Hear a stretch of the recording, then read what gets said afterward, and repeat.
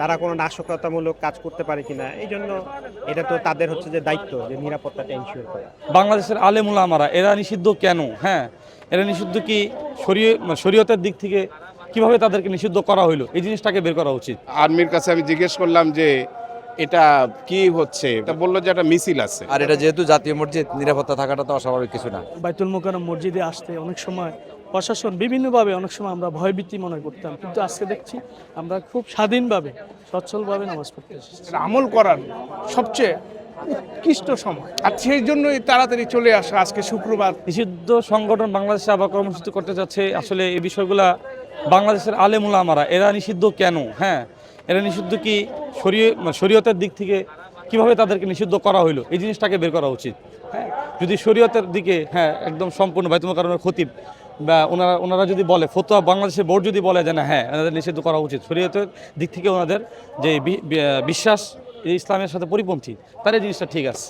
আর যদি তারা যদি ন্যায়সঙ্গতভাবে করে এবং যদি কোনো ধরনের রক্তপাত না ঘটায়, তাহলে যদি নর্মালি যায় তাহলে ঠিক আছে। আর যদি এটা রক্তপাত ঘটায় তাহলে বাংলাদেশের মানুষের জন্য খুব ক্ষতি। নিরাপত্তার বিষয়টা অ্যাকচুয়ালি আমি জানি না, নিরাপত্তার বিষয়টা আমি আসলে নিজে হতবাক। আর এটা যেহেতু জাতীয় মসজিদ, নিরাপত্তা থাকাটা তো অস্বাভাবিক কিছু না। যেহেতু না, এটা ডেফিনেটলি একটা ভালো দিক। যদিও পাবলিক, আমরা তো মানুষ, আমাদের একটু অসন্তুষ্টি তো অবশ্যই আছে, আমাদের কথা বেশি আমরা বলি, তো প্রশাসন তার কাজ করবে, এটাই স্বাভাবিক, এটাই নিয়ম। এটা প্রত্যেক দেশে একই সিস্টেম।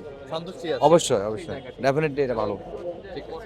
ওকে, এটা জানি না, এখন হচ্ছে যে মানে বিদেশি চক্রান্তের তো অভাব নাই, তারা কোনো নাশকতামূলক কাজ করতে পারে কিনা, এই জন্য এটা তো তাদের হচ্ছে যে দায়িত্ব যে নিরাপত্তাটা এনশিওর করা। এটা নর্মাল হিসেবেই দেখতেছি। এখন আমি তো এটা বলতে পারবো না, হয়তো আমাদের গোয়েন্দাদের কাছে কোনো হয়তো তারা টিয়ে পেয়েছে আর কি, কোনো সংকেত টঙ্কেত পেয়েছে বা গোপন কোনো তথ্য পেয়েছে, ওই জন্য হয়তো করতে পারে।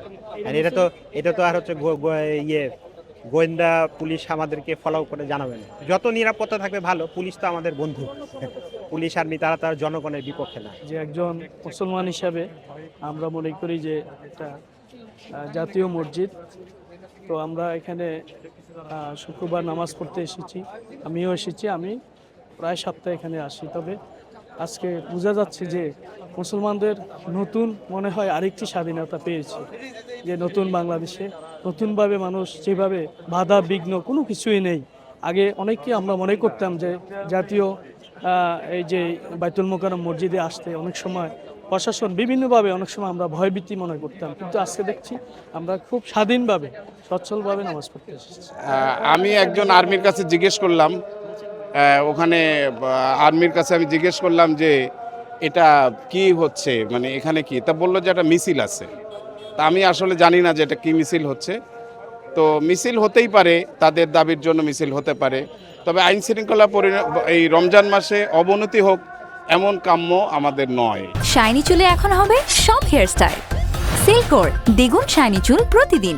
আল্লাহ আমাদের সবাইকে সৃষ্টি করছেন এবং পরিচালনা করতেছেন, তিনি ছাড়া কোনো মাবুদও নেই, তিনি এক এবং অদ্বিতীয়।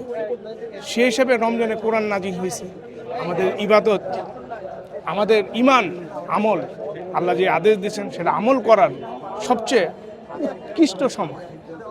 তাই আমাদের সবারই উচিত এই পথে আসা, নামাজ আদায় করা এবং আল্লাহর প্রতি ইমান রাখা এবং আমল করা। সে কোন কথাগুলো বলছে সেটি আমাদের আমল করে চলা, সেটাই।